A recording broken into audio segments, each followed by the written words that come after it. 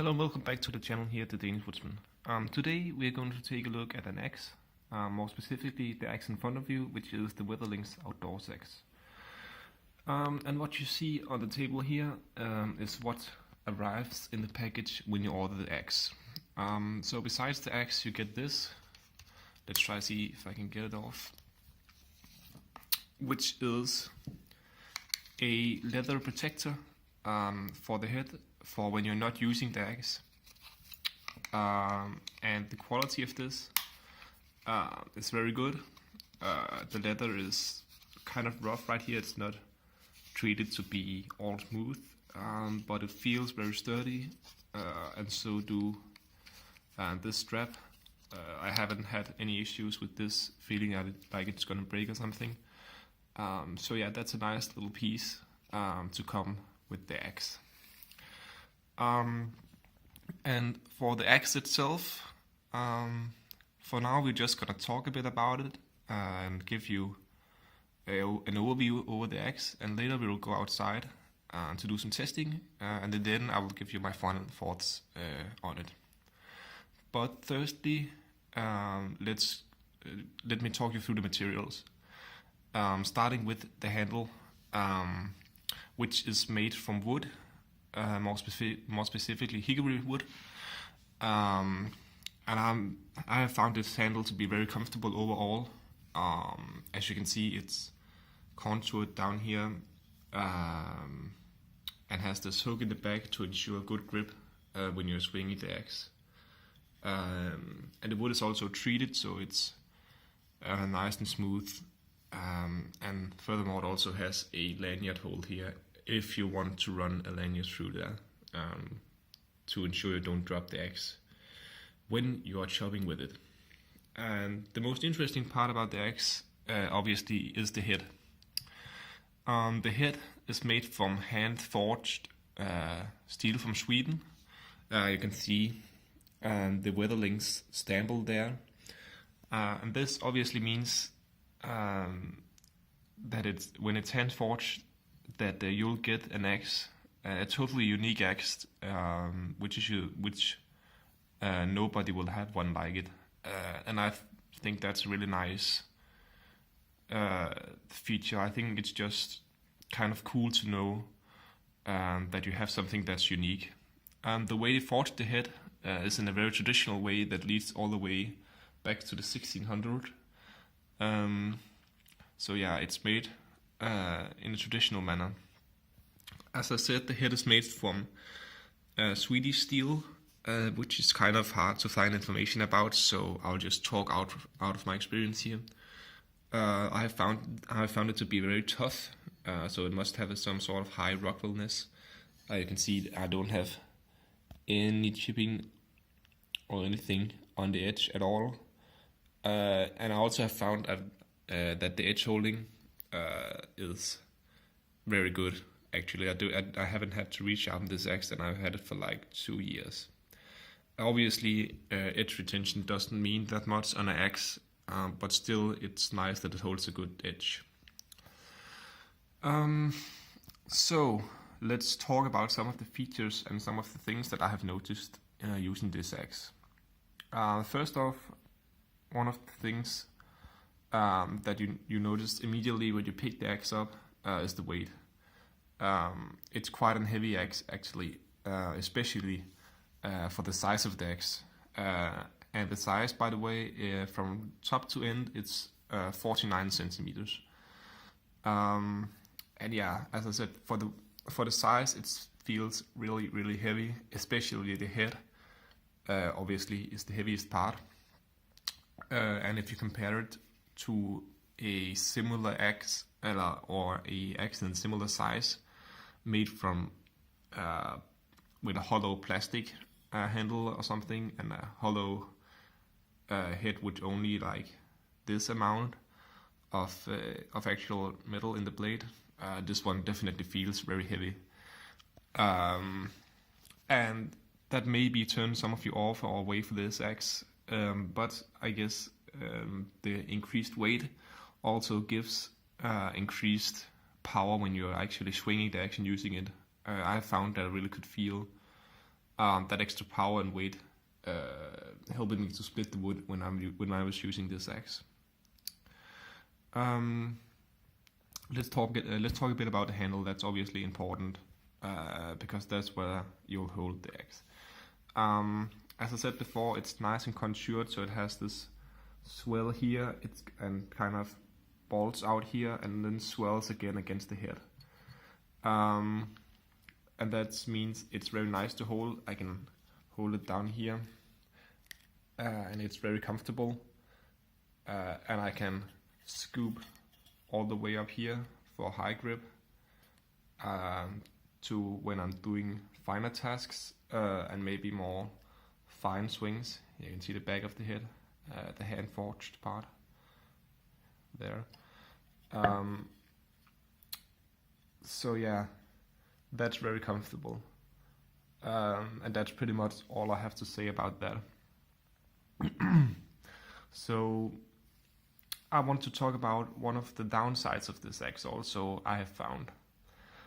Because that the axe is made from the material it has been made from, which is obviously the wood and the steel. The wood is obviously the weak part. Because with an axe like this, you will have to be very accurate in your swings and make sure you hit the wood that you're trying to split, because otherwise you risk to damage the axe. I have seen people with axes like this who have swinged and missed the object, so the head kind of went over the object, and instead this part hit the tree that they were trying to split, and that meant that this part of the axe got damaged. You will see bulges and splinters and coming out here because they damaged the wood, and that obviously meant that this grip was no longer comfortable. And as you can see, I have also damaged my axe. I don't know how that happened. I guess somebody must have fucked up a swing completely at some point, but yeah, there's nothing much to do about that now. So when you're using an axe with a wood handle like this, it's important that your swings are on point in order to not damage the axe. But on the other hand, one of the plus sides of this axe is the quality and the fit and finish, which I have found to be absolutely excellent. See, even on the bottom here, it's very nice, and the heads fitting with the handle is also exceptional. You can see all the way around there, absolutely no gap, and the two things are mated perfectly together. So you don't have a feeling like, oh no, this is the axe head is gonna come off. You don't have that feeling ever. You really feel like these two things is not gonna come apart. You can see on the top here too, if the camera wants to focus.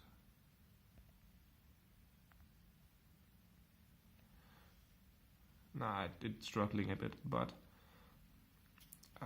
yeah, as I said, this handle and the head is mated perfectly together, so the fit and finish is very nice. And as I showed before, I think that the Wetterlings stample here is a very nice touch. So that was a bit of overview over the axe. So I will now scoop in some clips of me using it outside, and in the end we'll discuss the axe and give you my final thoughts on it. As you can see, we have moved to the outside at a local shelter to test out the Wetterlings outdoors axe and see how well it splits the wood I have lined up here. So the way I'm gonna do this is I'm gonna try to hold the camera with one hand and wield the axe with the other, which means that this footage is probably gonna be really painful to look at, because it would be awkward for me to only have one hand free to work with. But we'll see how it goes. I'll try my best. So let's try to split this wood.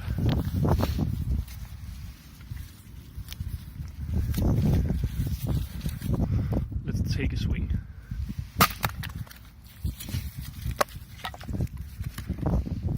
Oh, it appears I missed a bit. I thought I nailed it right on. Let's try again. Oh wait, maybe I did actually. Let's split right through. Yeah, as I thought. I split right through that.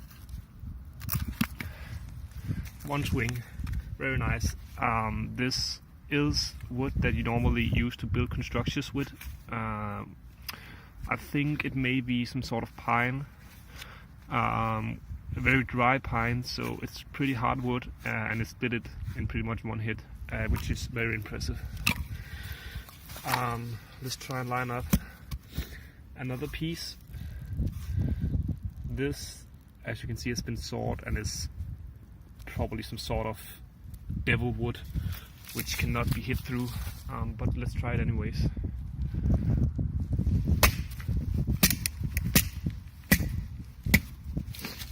Yeah, as you can see there, I missed a bit, so it kind of got rigged this way down. Let's try another piece instead, one that's maybe a bit easier to hit.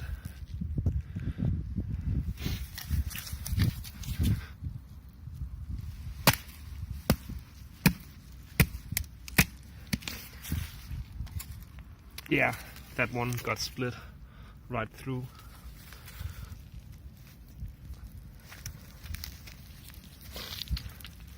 Or maybe not, maybe I'm too weak to pull it apart. Let's try again. Another hit would most certainly finish this one off.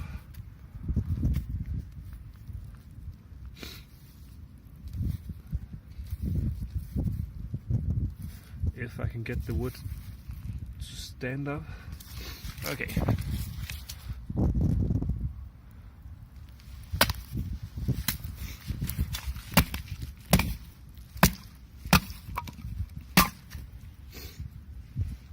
Yeah, as you can see, I was a bit high again, so we'll just try it one last time. Yeah, as you can see, as I anticipated, it's really hard to do one-handed.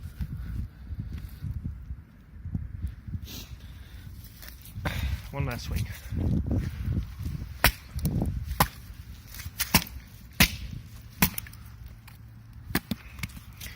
There, split, perfect. So, I would say so far it is doing pretty well.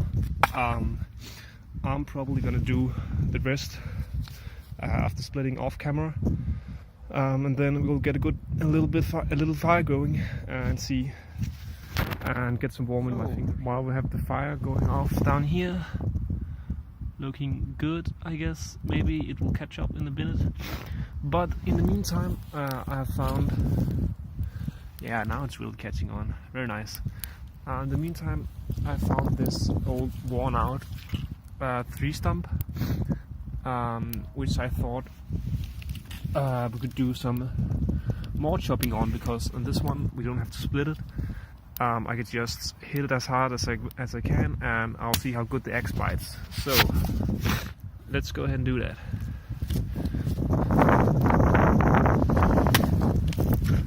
Yeah, you see the head almost disappeared there. That's how hard I hit it. Let's go again. Very good. I can really feel the weight of the head coming to good use here when I'm swinging the axe. Obviously, if the axe has been lighter and made from lighter materials, it wouldn't have hit as hard as it's doing right now. So that's very nice. I'll just add some more wood to the fire. There we go. So let's try it one more time.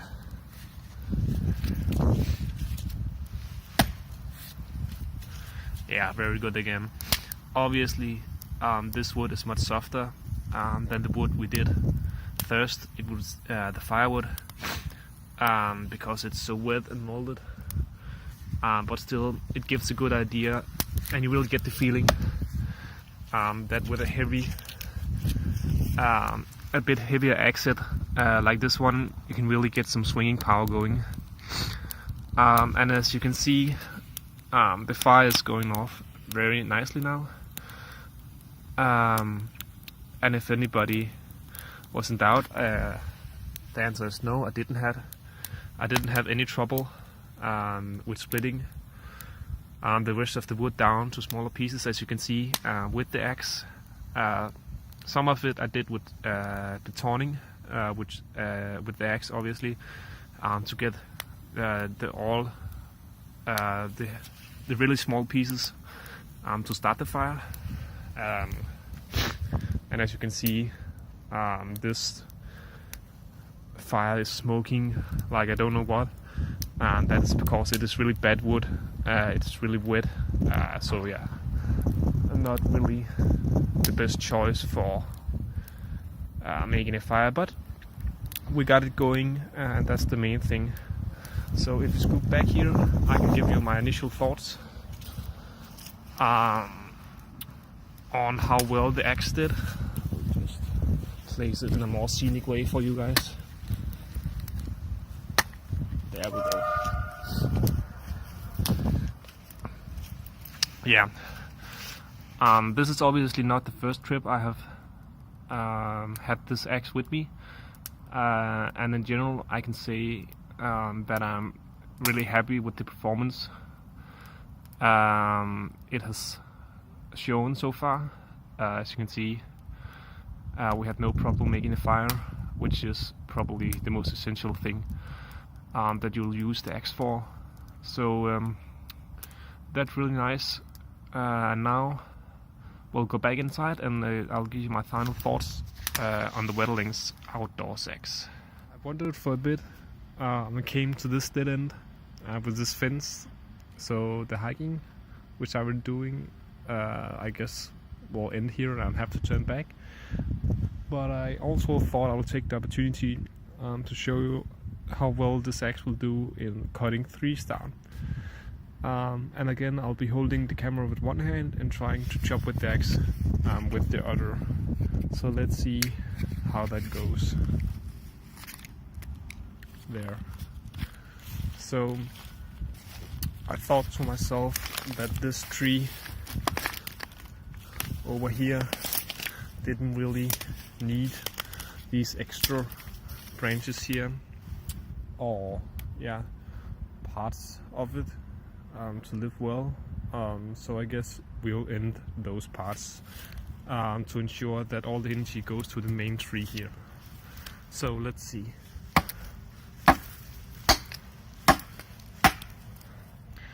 As you can see, it bites very good.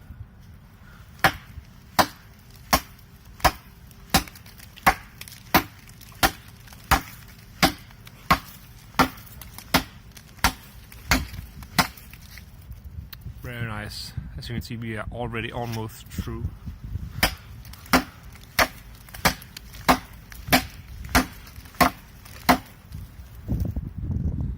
Yeah, it bites very, very good, and it doesn't fatigue my hand in any way. It's very comfortable to hold.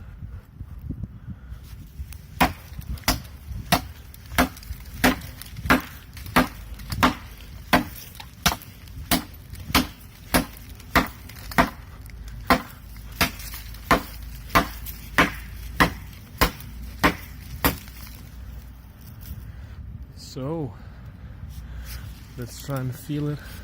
Yeah, it's almost coming off. Let's just finish it off.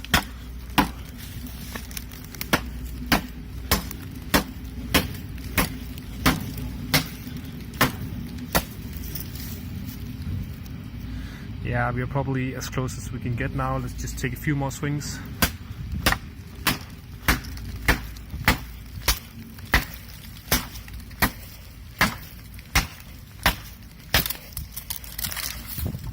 And there we go. We just swoop down. Let's just hang it there, or maybe not. Let's just place it here, so you can kind of see the size comparison here. How big it was. It's kind of the same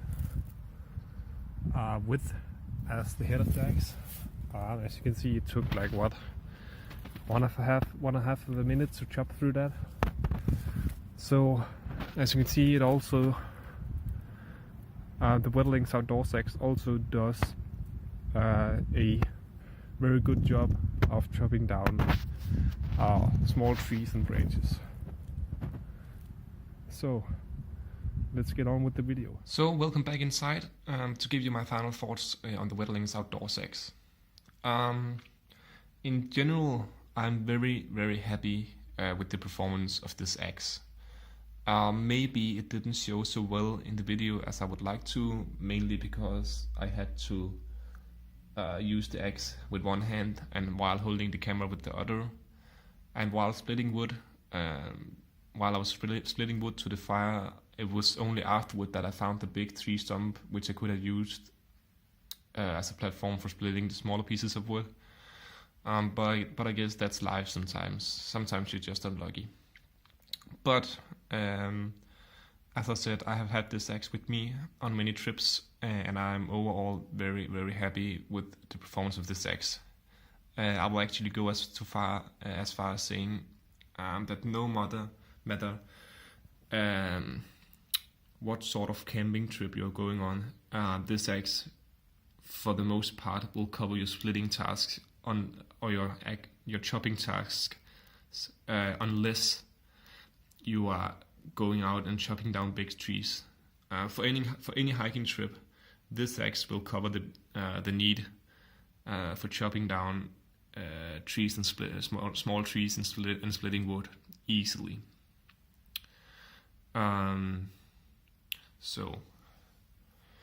But again, I'll give you kind of the good side and the bad side of this axe now, I guess. The good side, as I said, obviously, is the performance, and the weight of the head means it's a very good splitter, blah blah blah, you just heard it all. The bad side, as I said, and one of the other good things is kind of the feeling I get when I use this. I love the classic look of it, especially with the leather protector to go with it. I just love the feeling, I love the fit and finish, I love the way the handle is contoured. I love that the head is hand forged, and I love the feel of the head. So yeah, in general, I really like this axe. But the downside, obviously, is the weight compared to the size, and then it is the weak points, which is the wooden handle that you can damage if you don't, if you're not careful when swinging the axe. And another downside, obviously, is that this will take up a considerable amount of space in your backpack. Or some of you will be like, just bring a knife. So let's just bring this in here, just for some comparison. This is a big camp knife, and as you can see, it is almost the same size as the axe, but probably don't weigh half as much. And some of you will say, just bring the knife.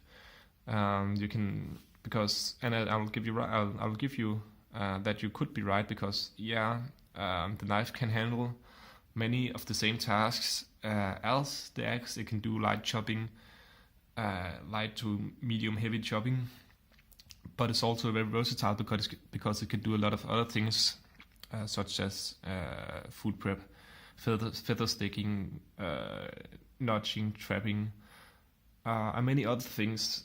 So I can see why you would argue that a knife is a more versatile option, especially for chopping that you'll do in connection with hiking, because that's most likely to be light chopping.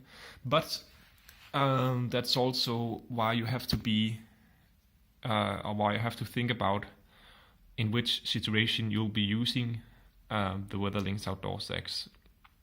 Because if you know you're a guy who will only go out hiking one person in area with only light bush and small trees, it makes more sense to bring a knife, obviously. But if, on the other hand, you know you're going out